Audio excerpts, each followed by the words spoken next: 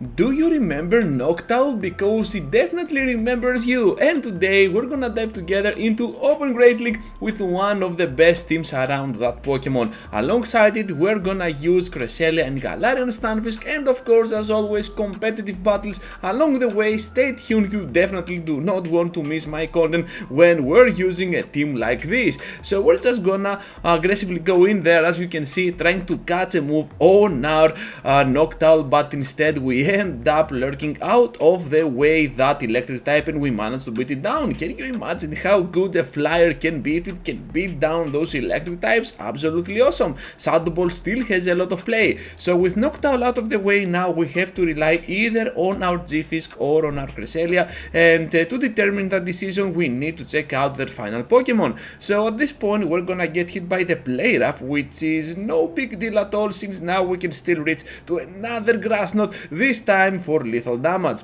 They want to protect their Azumarill, which makes a lot of sense, but with Shaco Cut you can always outspeed even an Azumarill to those charge attacks. At the back they have a Venusaur, so most Cresselias right now are running Future Sight and I am not, but still we managed to get the shield, and right after we can respond with the Earthquake. At this point I know that even if that is gonna be a Frenzy Plant, we can easily survive it, so I'm just gonna take the move and respond back at them with a Rock Slide to finish off Venusaur. Now it all depends on if Azumarill can finish off our Cresselia, but I doubt it can, because right on the edge before fainting, those very bad IVs that I have will come in clutch, and we managed to get the first victory of this video with that final Grass Knot.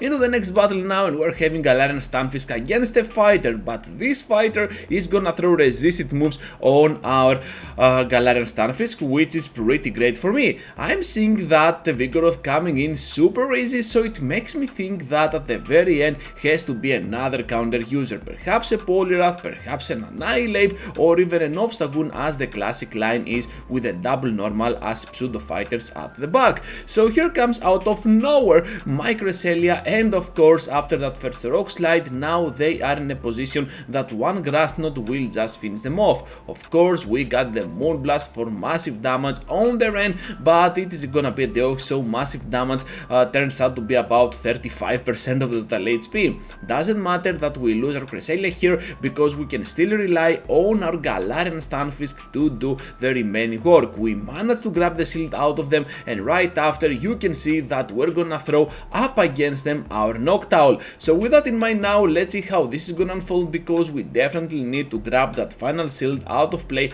as soon as possible, and since they're getting to those Night Slashes, I'm kinda worried that at some point they might get the boost, so the farm down is imminent. So here comes now another Night Slash. So far so good, no boost on their end and no boost either right now. Switching out to the Deoxys, and we have the Shadow Ball for big time damage, but they end up blocking anyways. So at this point I know that whatever they throw we can easily survive it, while the second move not so much if it ends up being something like a Psycho Boost. So what I want to do at this point is to make them throw the energy, finish me off, and farm the remaining energy that they have with my Noctowl. That's why I was waiting here, but then I was seeing that at the same time we were lagging, and yeah, I'm just gonna finish them off with those mud shots. Now Noctowl is gonna return to the battle, farm some extra, and now we can outspeed to the charge attack, so Sky Attack is gonna be extremely good up against the remaining HP that this Obstagoon is having, and another victory will be for our way.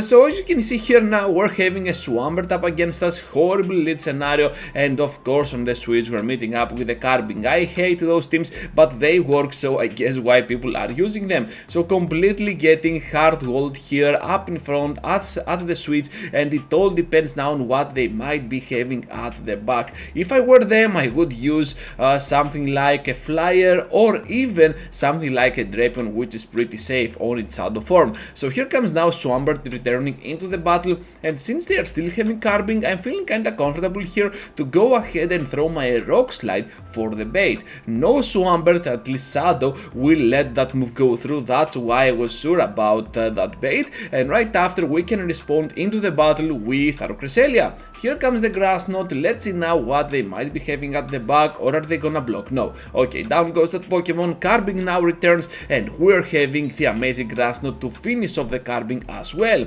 They want to protect their Pokemon, which makes me think that at the back they might actually be having something pretty weak to my Cresselia. So I want to keep that energy for the end game, but they end up having a Poliwrath, which is not that great overall. But since shields are down, we can still rely on our Galarian Stunfisk and the Earthquake for massive damage. I was hoping here to reach the Rock Slide, we cannot, and right after we have to throw that Grass Knot no matter what. However, we are significantly low, down we go to a simple fast attack and we cannot reach to another Grass Knot. A very close loss, but my opponent absolutely outplayed me. So into the next battle now, we're having another Swampert, and this Swampert is gonna be terrible news for my Galarian Stunfisk. On the switch, we're meeting up with a Skarmory, which is a severe counter to our Noctowl and a natural threat, to be fair, with those typings, and right after we have to respond back at them with that Shadow Ball.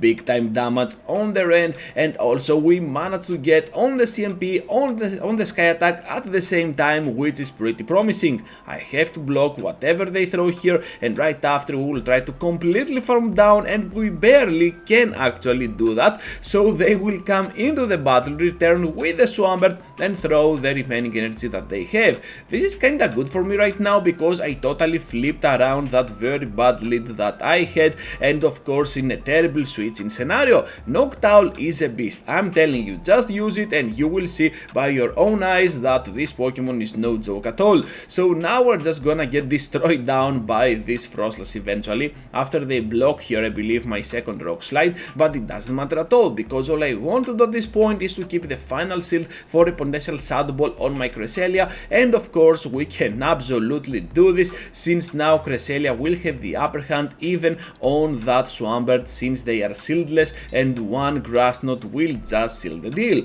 Down goes the Frostless now. This is a race to the charge attack, but they need two of those Earthquakes while we need only one of those Grass Knots, and we can get it, trainers. Absolutely wonderful. That Legacy Grass Knot is really helpful sometimes, and Cresselia will grab the money bag for our team. Into the next battle now, we're having the Guzzlord up in front. Hello, open-mouthy Pokemon. I am also an open-mouthy one, as you can see, because of how my anatomy works, but your mouth is much bigger. Anyways, let's get now to those Rock Slides. After we charge up to the Earthquake, we manage to get the block, and right after I'm just gonna get on the Earthquake on their third Dragon Claw. Dragon Tail actually, not even Dragon Claw. What am I saying? They have no reason at all to throw any Dragon move, at least on the charge attack section. Doesn't matter, here comes the Crunch, and right after now we have another Rock Slide. Not for big damage, but still we took both of them shields out of the way. My Noctowl now can go in and start destroying down whatever remains from their HP, and of course in the process we might actually have kind of a big drawback on those debuffs after that Crunch, but it doesn't matter at all. Now I'm just gonna rely both of my two shields on my Cresselia in a weird hope to sweep them at the back. They have a Lantern, which is not gonna be a big problem for my Cresselia, but this Tentacruel will be, so we need to block accordingly over here. A Scald is imminent, just gonna get my hands on those Grass Knots as soon as I get there, and to my surprise here I was afraid to throw on the CMP. They can still reach right on time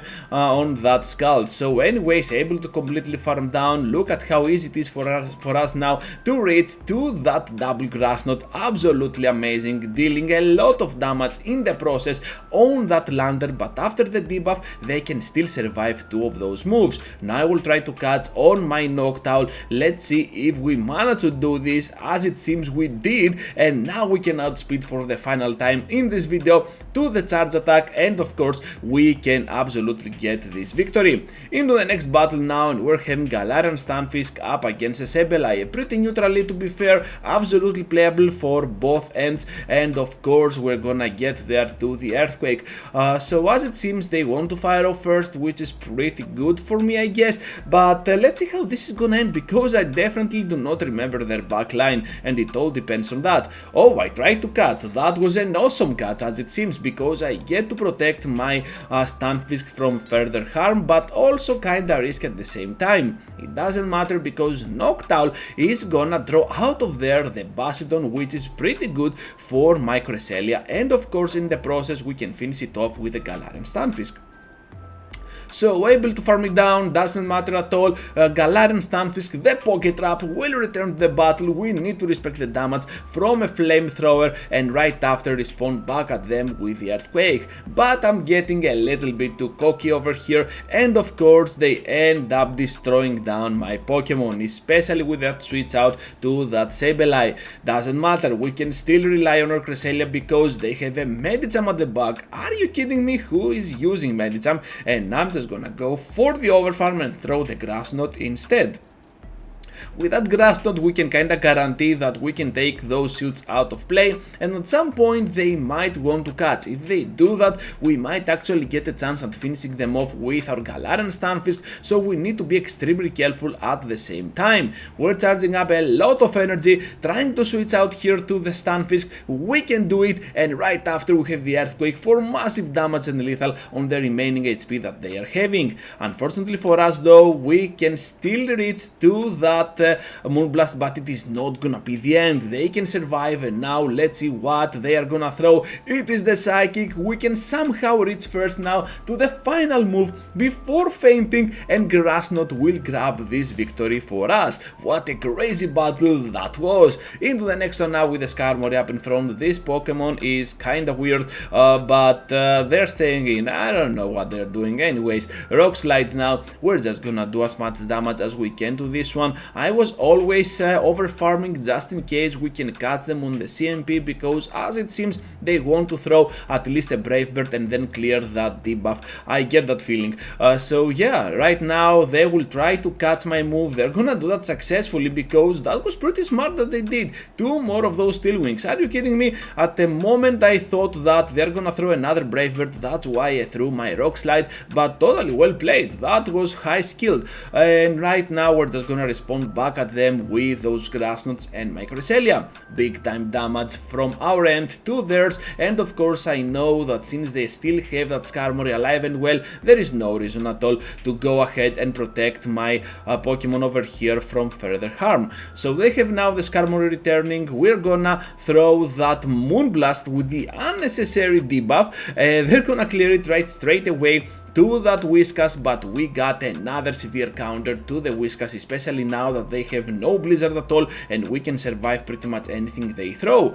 We're just gonna throw here those Sky Attacks, and the future Pokemon is gonna do so much damage even with those debuffs. I know that those Mud Shots are not gonna hurt us at all, so we're just gonna take it, and right after I think this is gonna be a Mud Bomb. I was counting the moves at this point, that's why I was able to predict. Otherwise, if I was not sure, I would just let that move go through. So they end up going in here now with the Skarmory, which makes kinda sense I guess, but still we're having a double Rock Slide imminent, and they were counting my moves in return, so we're gonna get annihilated down by this Sky Attack, but at the same time we can deal lethal damage back at them with a simple Rock Slide.